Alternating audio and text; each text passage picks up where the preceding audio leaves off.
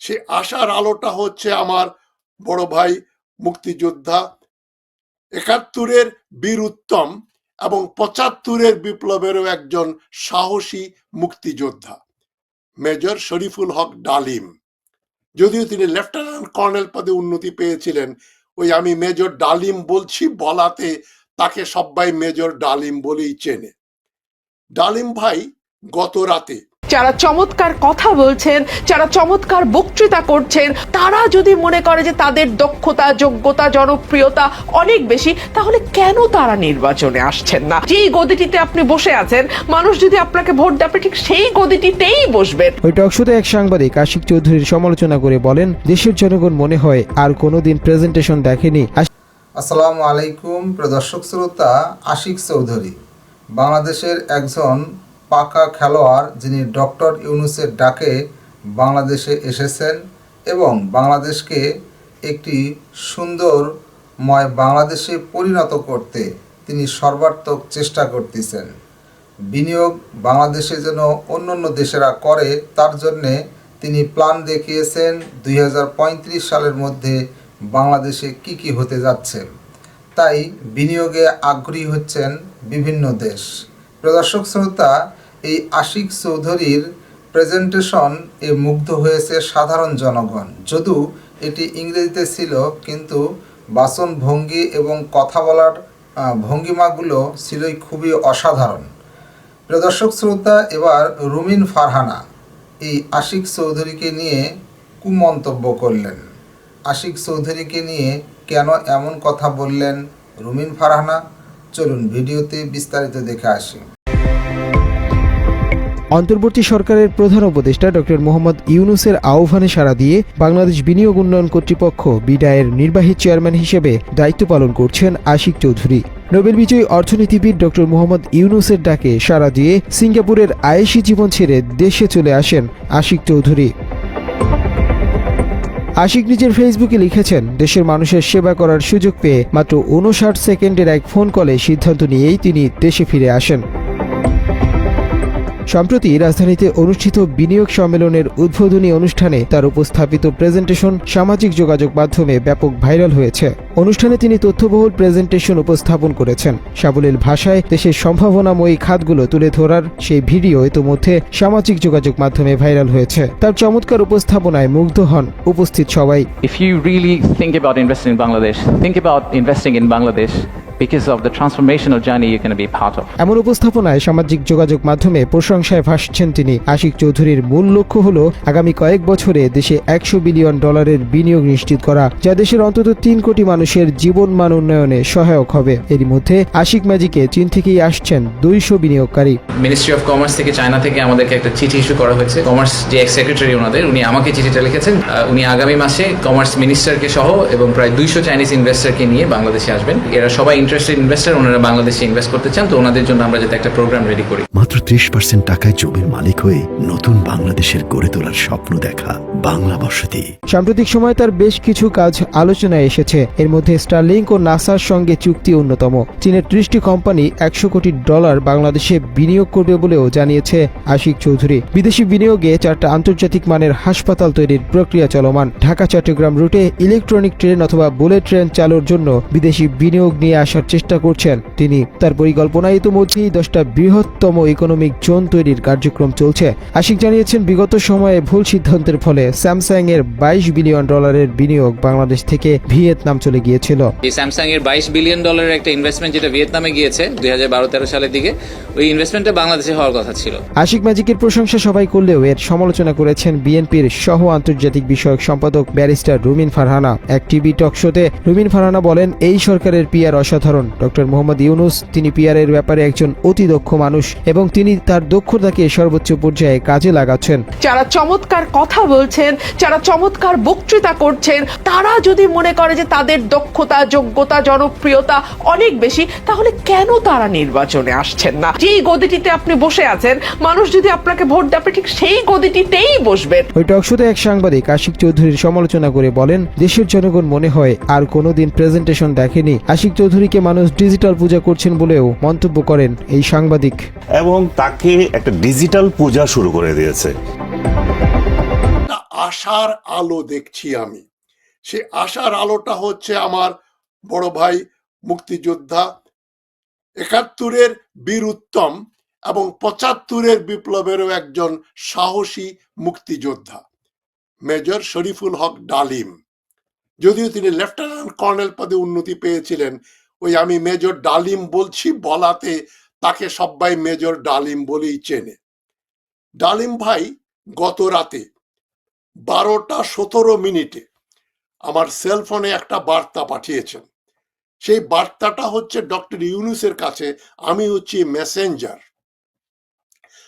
উনি আমাকে যে বার্তা পাঠিয়েছেন সেখানে লিখেছেন, ডক্টর ইউনূসকে বলো সামরিক বাহিনীর উপরের মাথা ওয়াকার এবং তার 30 জন জেনারেলকে ডিসমিস করে, অ্যারেস্ট করে খুনের দায়ে এক বিচারের কাঠগড়ায় দাঁড় করায়, তাহলে 90% অফ র্যাঙ্ক ও ফাইল ইউনূসের পক্ষে থাকবে। মানে সেনাবাহিনীর র্যাঙ্ক ও ফাইল থেকে কমপক্ষে 90% লোক ডক্টর ইউনূসের সঙ্গে থাকবে, তিনি যদি জেনারেল ওয়াকার সহ 30 জন খুনি জেনারেলকে ডিসমিস করে অ্যারেস্ট করেন এবং বিচার করেন। সেই ভ্যাকিউমটা ভরা হবে যাদের অন্যায়ভাবে যোগ্যতা থাকা সত্ত্বেও চাকরিচ্যুত করা হয়েছে তাদের দ্বারা। আবার চাকরিতে যথাযথ পদে নিয়োগ দিলে কোনোই সমস্যা হবে না। এই ব্যাপারে মেজর ডালিম এবং স্বৈরাচারী হাসিনার আমলে দেশ ছাড়া সামরিক অফিসাররা ডক্টর ইউনূসের পাশে উপযুক্ত ক্ষমতায় নিয়োগ দিলে তারা তাকে সাহায্য করতে পারে বলেই মনে করি। এই বার্তাটা তাকে পৌঁছে দেবার অনুরোধ রইল। তার মানে এখানে দুটো বার্তা আছে। একটা হচ্ছে ওয়াকার অ্যান্ড গ্যাং, যারা জুলাই আগস্টে প্রত্যক্ষভাবে মানুষ হত্যা করেছে, প্রত্যক্ষভাবে মানুষ হত্যা করেছে, যে জেনারেল 30 জন জেনারেল, তার ভেতরে ডক্টর ওয়াকারও রয়েছে, এদেরকে গ্রেপ্তার করা। এটা কিন্তু আমি অগাস্টের 8 তারিখ থেকে বলে আসছি। আমি বোধহয় সর্বপ্রথম সোচ্চার ভাবে এই মাধ্যমে, ইউটিউবের মাধ্যমে বলে আসছি, জেনারেল ওয়াকার একজন খুনি জেনারেল, তাকে গ্রেফতার করতে হবে। অনেকে বললেন না না না, জেনারেল ওয়াকার না থাকলে দেশে রক্ত গঙ্গা বয়ে যেত, তিনি দেশটাকে রক্ষা করেছেন। হাসিনাকে বিদেশে পাঠিয়ে দিয়ে 600 লোককে আটক রেখে আবার ছেড়ে দিয়ে তিনি দেশকে রক্ত স্নান থেকে বাঁচিয়েছেন। উদ্ভট কথা, অদ্ভুত কথা। এই কথাগুলোর কোনো দাম নেই, কোনো মূল্য নেই, এবং এগুলো উদ্দেশ্য প্রণোদিতভাবে ছড়ানো হয়েছে এই গুজবগুলো। আমরা জানি জেনারেল ওয়াকার এই আসিফ নজরুলদের নিয়ে একটা সরকার গঠন করে ফেলেছিলেন ইউনূস আসার আগেই, হাসিনা যাবার পরেই বা সাথে সাথে। সুতরাং মেজর ডালিমের এই একটা বক্তব্য, তাদেরকে গ্রেপ্তার করে বিচার করতে হবে, তাহলে 90% সেনাবাহিনীর র্যাঙ্ক অ্যান্ড ফাইল ডক্টর ইউনূসের পাশে দাঁড়াবে। এতে কি হবে, দাঁড়ালে কি লাভ হবে? আমরা যে ডক্টর ইউনূসের কিংকর্তব্য বিমূঢ়তা দেখি, সিদ্ধান্ত নিতে পারেন না, সাহসী সিদ্ধান্ত, যেটা আসিফ নজরুল আর ওয়াকারুজ্জামানের জন্য উনি সিদ্ধান্ত নিতে পারেন না। ওয়াকারুজ্জামানকে গ্রেপ্তার করলে, যেহেতু মেজর ডালিম আমাদের বাংলাদেশের সেনাবাহিনী মুক্তিযোদ্ধাদের অর্গানাইজ করে তাদেরকে আর্মিতে ঢোকানোর ব্যাপারে মেজর ডালিমের এক সবচাইতে গুরুত্বপূর্ণ ভূমিকা ছিল। জেনারেল ওসমানীর সঙ্গে মিলে general Osmani, general Zia, major ডালিম, এরা বাংলাদেশ আর্মি, স্বাধীন বাংলাদেশ আর্মির নতুন সংগঠক, জন্মদাতা। তিনি যে কথাগুলো বলছেন এটা একটা প্রণিধানযোগ্য যুক্তি, এগুলো আমাদের মাথা পেতে নেওয়া উচিত। এবং ডক্টর ইউনূসকে আমি আমার মাধ্যমে মেজর ডালিমের এই তথ্যটা, এই আহ্বানটা জানিয়ে দিচ্ছি। উনি যদি সাহস করে কাজটা করেন তাহলে ওনার আর কোনো ভয় থাকবে না যে ভারতপন্থীরা একটা কু করে ফেলবে। কু না করলেও তিনি ভারতকে খুশি রেখেই কাজ করে যাচ্ছেন।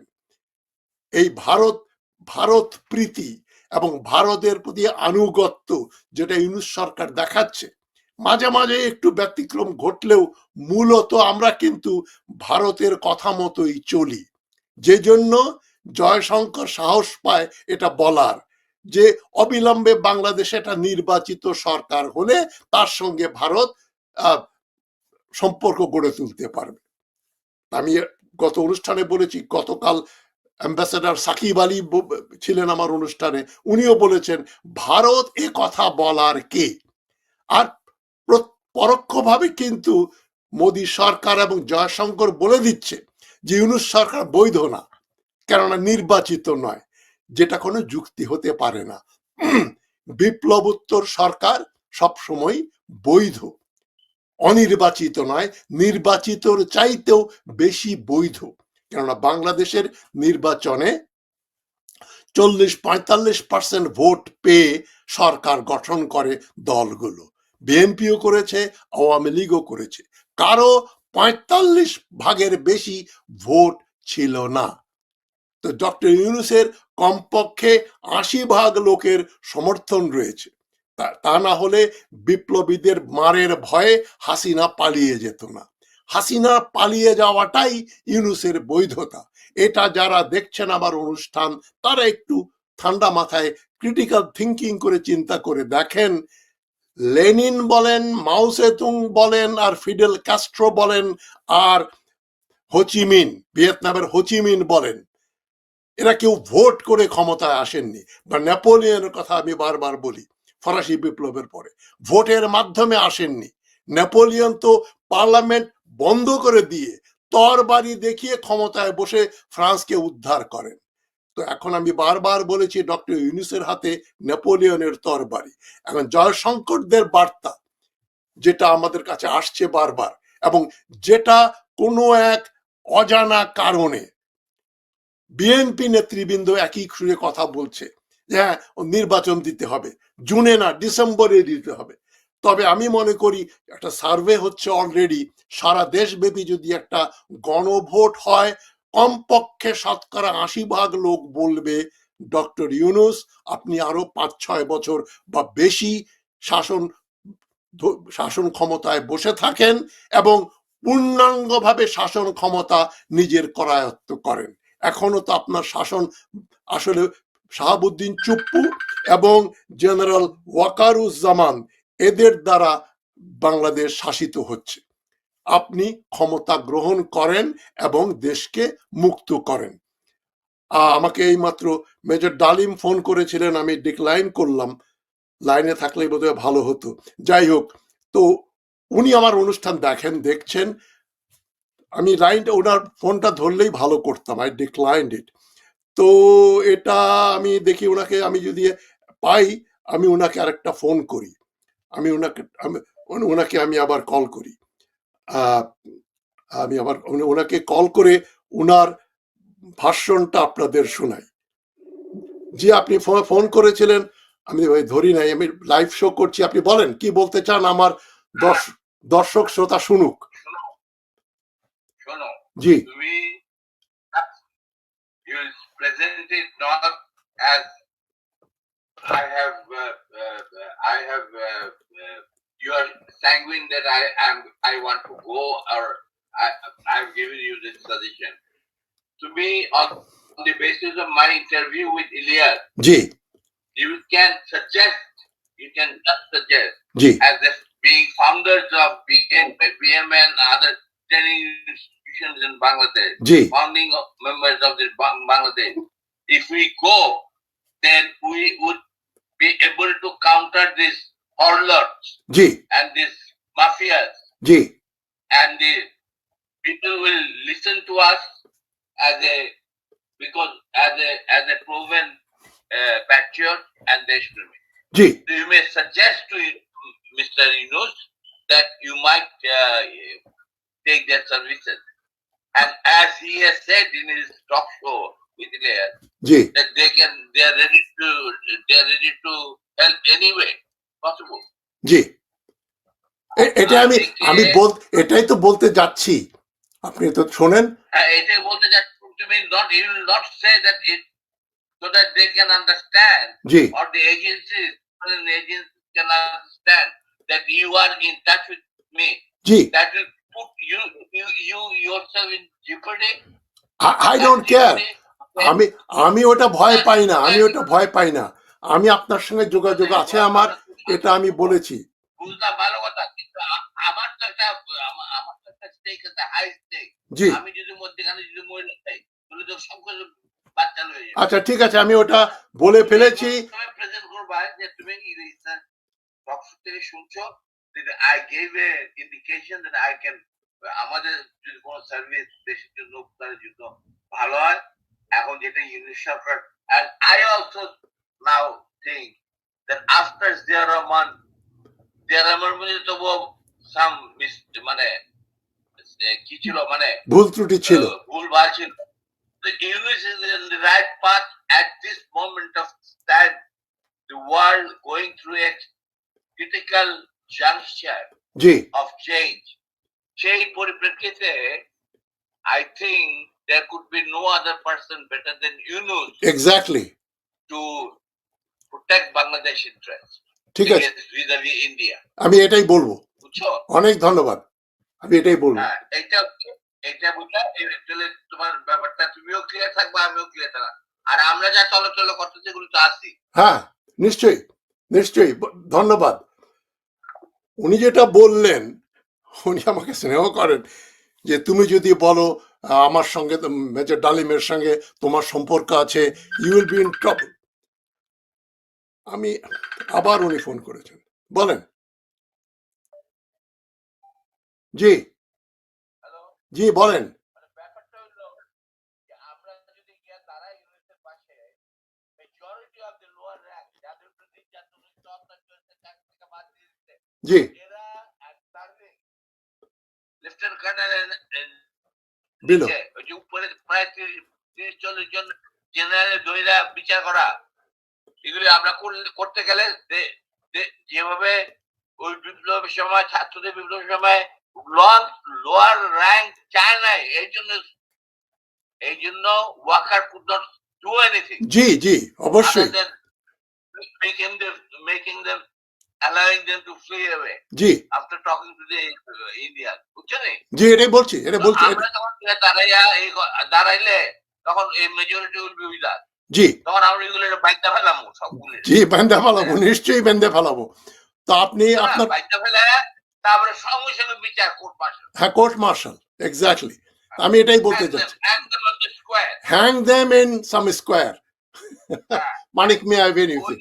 তারা যাদের উপরে নির্যাতন হয়েছে, চাকরি থেকে বাইর করে দিয়েছে, তাদেরকে প্রত্যেকটা সোলজার জানে কোন অফিসার কিরকম, জি, আমি এটাই কেন বাইর করে দিয়েছে, এটাই বলতে যাচ্ছি আমি। ওটা দেখে আমরা সিনিয়রিটি অনুযায়ী রিপ্লেস করব। জি Once you can break this cocoon G, of the thugs and looterers and mafias, Yunus has no other worry. BNP, every political party will matter. জি, ঠিক আছে, What else? ঠিক আছে। This is how we'll take the control of the armed forces. G G G, of course. উনি যেটা বললেন যে এই মুহূর্তে যেভাবে দেশ চলছে, ডক্টর ইউনূস চালাচ্ছেন, এর চাইতে ভালো অল্টারনেটিভ কিছু ছিল না। তিনি কিন্তু ডক্টর ইউনূসকে, যেমন আপনারা শুনলেন, আমাকে টেলিফোনে বললেন, তিনি সমর্থন করেন বর্তমান পরিস্থিতিতে, তবে ডক্টর ইউনূসকে শক্ত হতে হবে। যে কথাটা আমি বলে আসছি, এটা মেজর ডালিম মাত্র বললেন। তিনি একটু আশঙ্কা প্রকাশ করলেন যে আমি এবার প্রকাশ্যে বলে দিলাম কেন যে আমার সঙ্গে ওনার যোগাযোগ আছে, আমি বিপদে পড়তে পারি। এটা একটা বড় ভাই সুলভ স্নেহ করেন আমাকে, সেই জন্য বলেছেন, ওটা আমি পরোয়া করি না। তবে উনি আরেকটা কথা বললেন যে ডক্টর ইউনূসকে বলতে হবে, যেটা আমি বলতে যাচ্ছি, যে 1975-এর বীর যোদ্ধা যে কয়জন বিদেশে বেঁচে আছেন, অবস্থান করছেন, তাদেরকে ফিরিয়ে আনলে, তাদেরকে ক্ষমতায় কাছাকাছি নিলে, ক্ষমতা মানে তাদের দেশে আসলে, তাদের কথায় সেনাবাহিনীর লেফটেন্যান্ট কর্নেল বিলো, সাধারণ সৈনিক, মেজর, ক্যাপ্টেন, লেফটেন্যান্ট এবং যারা সৈনিক, সাধারণ সুবেদার, হাবিলদার এবং সাধারণ সৈনিক, তারা ডক্টর ইউনূসের পাশে দাঁড়াবে।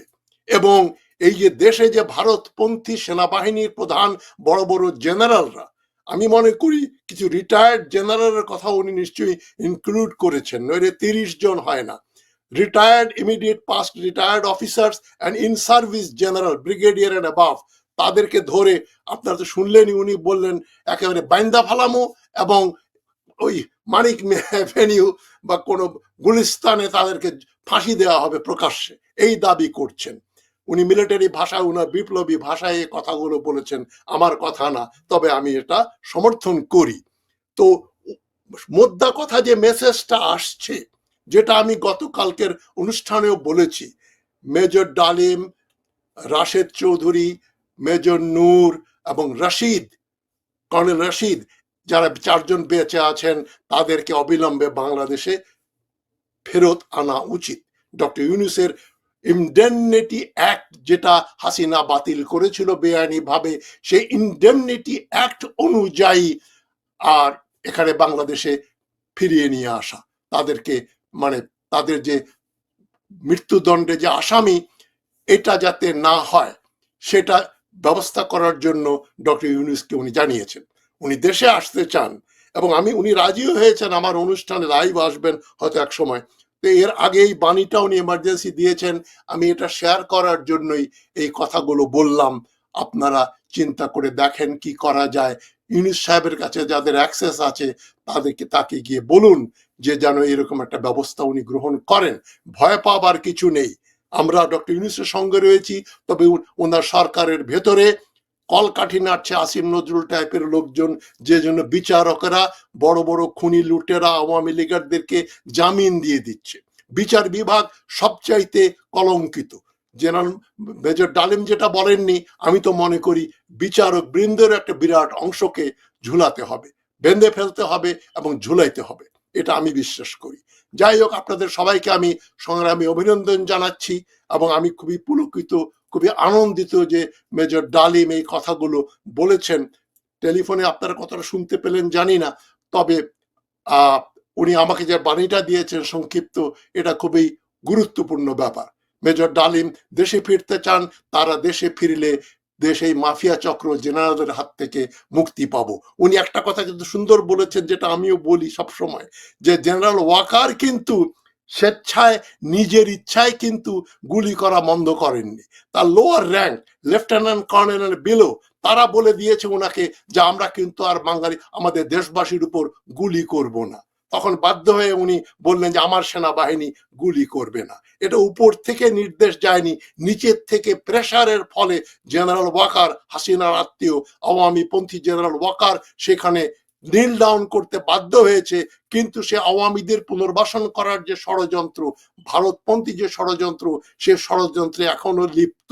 তাই মেজর ডালিমের কথা অনুযায়ী তাকে গ্রেপ্তার করে তার মানুষ খুনের জন্য তার বিচার করা উচিত। আমাদের বিপ্লব সার্থক হবে, ইনকালাব জিন্দাবাদ। এই কথা বলে আজকের আলোচনা অনুষ্ঠান শেষ করছি। ভালো থাকবেন সবাই। আসসালামু আলাইকুম। দর্শক শ্রোতা, এই বিষয়ে আপনার মন্তব্য থাকলে লিখতে পারেন কমেন্ট বক্সে আপনার মন্তব্য। আজকে এই পর্যন্তই। আল্লাহ হাফেজ।